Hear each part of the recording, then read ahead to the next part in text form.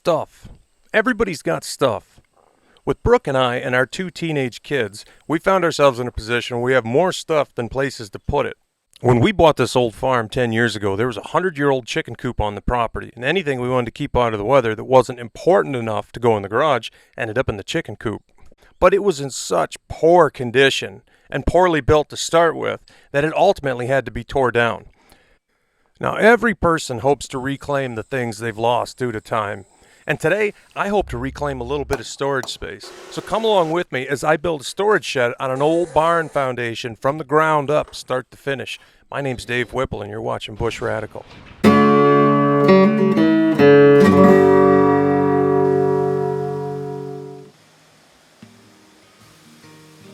It's been a year since we tore down the chicken coop. All that's left is the old foundation, and it's getting overgrown. The foundation is one of the reasons we tore the chicken coop down in the first place. It's in such poor shape. The front 3/4 of it, though, are fairly solid, but the whole back quarter is basically crumbling off. But sometimes you have to make do with what you got. Our family needs some storage space, and although we don't have a good foundation to build on, we have 3/4 of a foundation to build on. This was a 20 by 30 barn chicken coop, but now I'm going to build a 14 by 30 on it. We're going to use the part of the foundation that's still in good shape, and to make sure that the back of the foundation doesn't get any worse than it is, we're going to bring in some equipment and backfill that whole area. You're going to see just what I mean here in a second. But first, what we really need to do is we really need to dig this thing out. The area around this slab has just turned into a jungle, and it all needs to be cleaned out so we can see what we actually have and what we're actually working with. If you grew up around old farms, you've seen old foundations like this. They invariably fall apart when they get older. They were poured using not so much concrete, but mortar and stones generally. This one's no exception. Where the wall of this foundation is all busted up, you can see there's rocks in there the size of grapefruits. It doesn't make for a very solid foundation. Also, you'll never find reinforcement in these old farm foundations. So the idea here is not to polish a turd into a diamond, which is impossible. The idea here is to stabilize the foundation that we have by backfilling it with a ton of material and building on the portion of the foundation that's still in pretty good shape, which is the front 2/3. Now I'm going to remove all these old anchor bolts and get this wall prepped so I can put down treated plates. And just like that, what a difference a few hours makes. It almost looks buildable now. Here's the part that hurts. Going to the lumber company. Get your wallet out. I try to make up for high prices in lumber when it comes to roofing material. I go to some Amish folks I know for the roof metal. They're about 60 cents on the dollar compared to the big box stores, and they generally have what I want when I want it.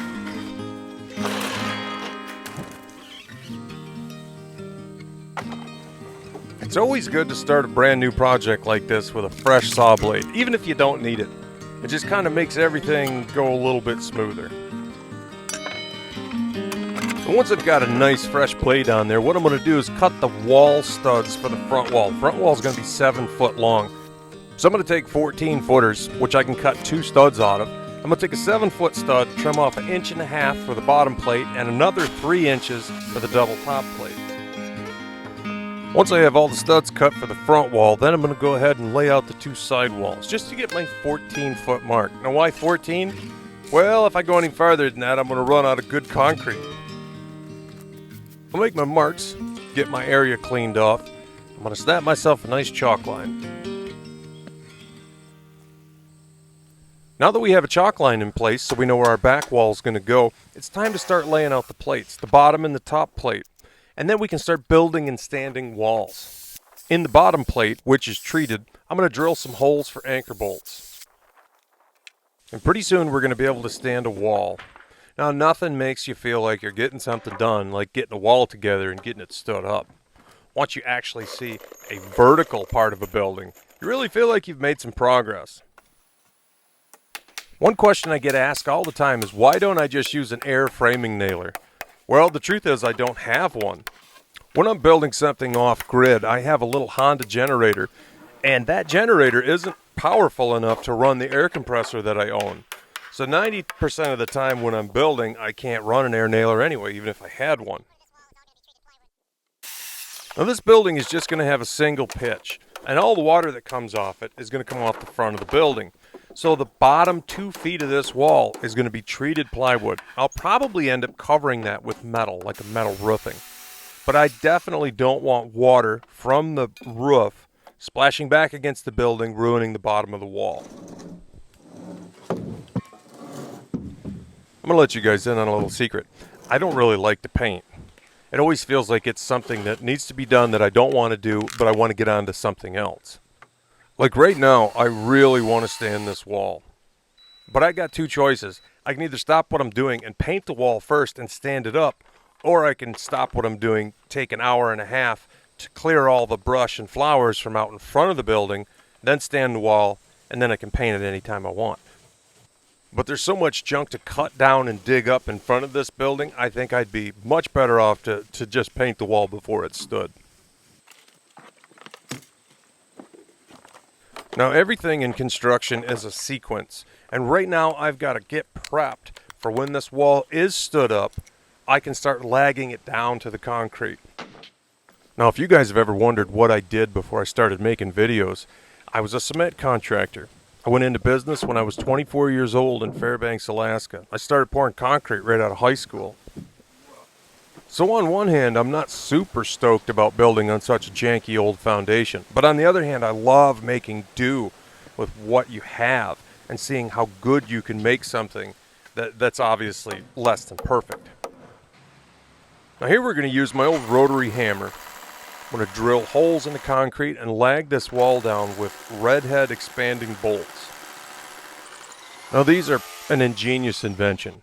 You drill a hole, you drive the bolt in, and once you put a nut and washer on it and tighten it up, it will grab into that concrete and you will never get it to come out. It's a fantastic way to anchor something down to concrete when you haven't already put anchor bolts in when the concrete was poured.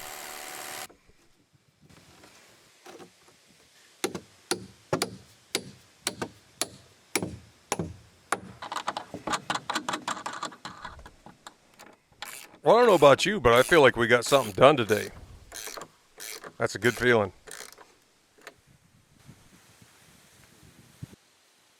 Day 2. Now time to drive the most important nail of all, the radio nail.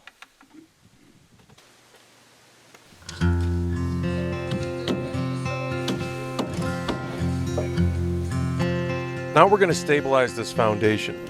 I hired my brother Ryan, and we rented an old Bobcat from the local rental place. He's a great equipment operator and knows a lot more about this stuff than I do. So as I'm working on building the building, Ryan is going to spend the day ferrying dirt from the back of the property and backfilling this crumbling foundation. That's what this foundation's needed all along. The backside of the foundation never was backfilled.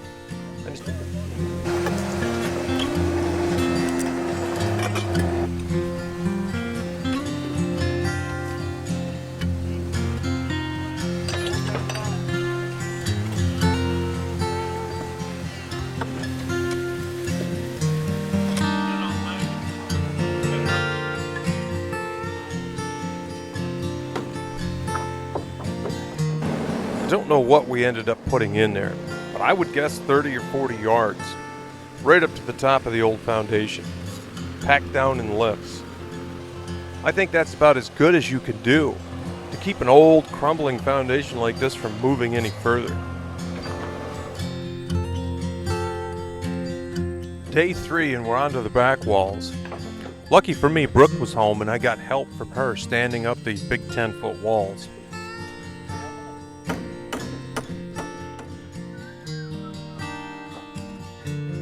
And when it came to the second wall, it had to be stood up and slid into place. And I was a little bit off on my measurements. Brooke brought over an oscillating tool, a tool I had never used before, that she had bought for a project that she's working on. And with that oscillating tool, she trimmed off just enough wood to make that wall slide right into place. Good help with good tools. Hard to beat.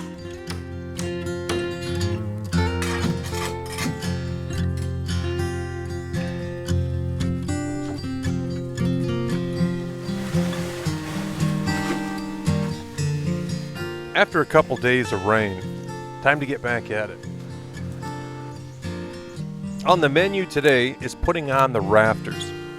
I need to get both of these walls perfectly plumb so I can measure out my pattern rafter.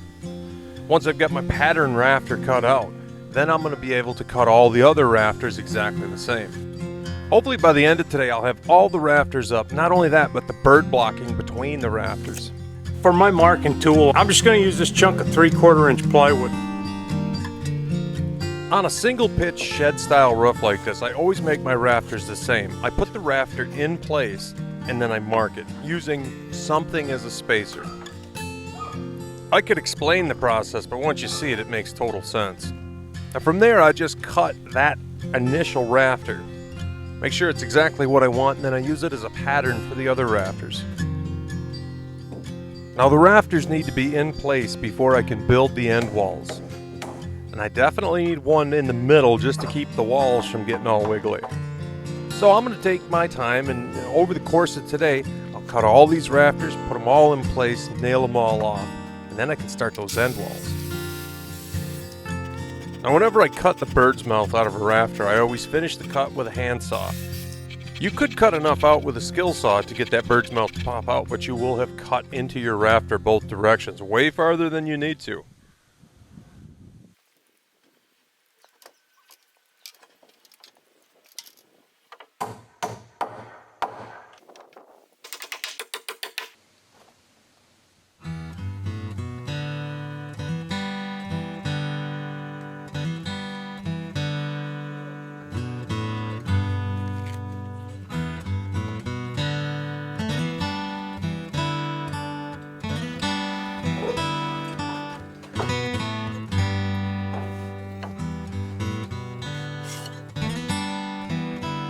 Bird blocking is like paint. It needs to be done when it needs to be done, and a lot of times you just want to skip it. But to go back and do it later, it's best to get it done when it's the time.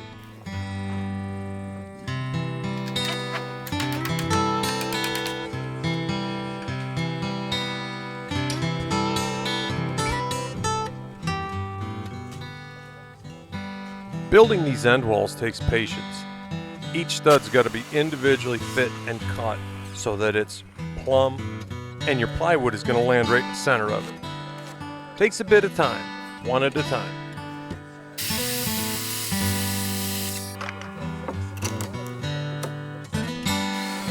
As you could probably guess, when it comes to end wall studs, it's kind of a slow process. I fit each one of these in individually, and it took most of the afternoon.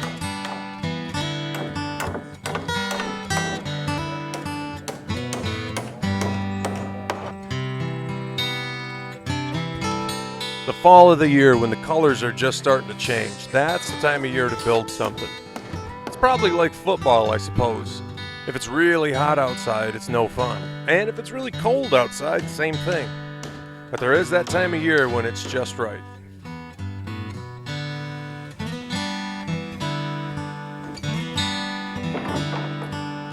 Now I really feel like I've got something done because I'm ready to move on to the roof. This is basically Chicken Coop 2.0, and it's going to just be a storage shed. So it's not going to be finished, or insulated, or wired, or anything else.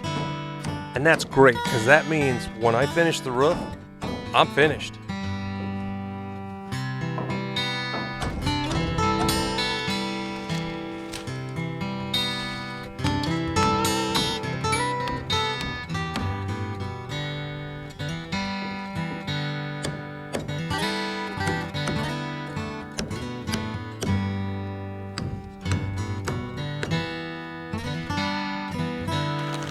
It's a good feeling when you can take off your hammer and just fill your pouch full of roofing screws, because you know you got something done, and you're getting close.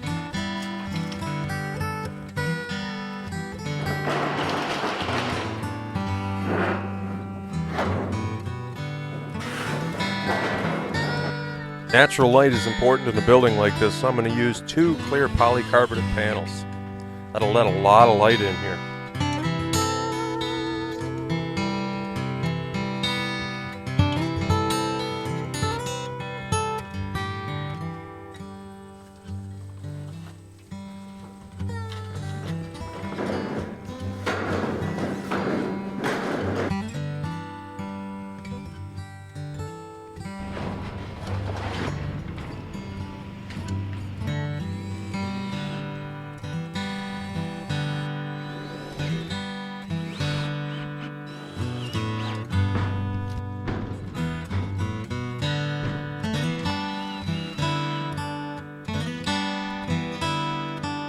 Now, the most important part of any roofing job is simple.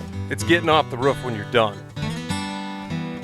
So I'm going to rig up a simple chunk of rope, tie it to one of my studs, and then lash it to a tow strap, because that's what I have handy.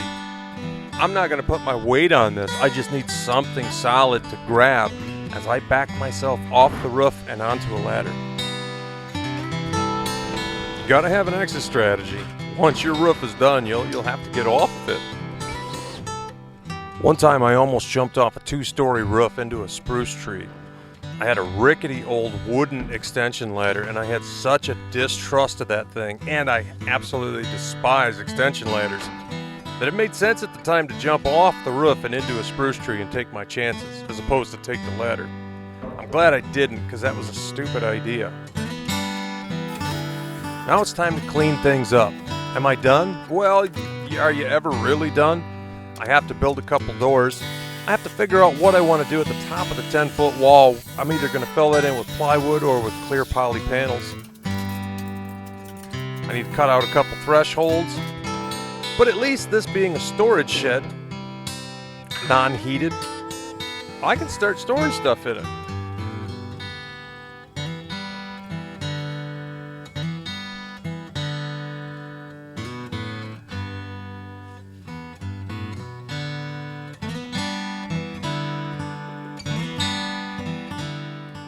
Now all this space back here is really what this family's needed.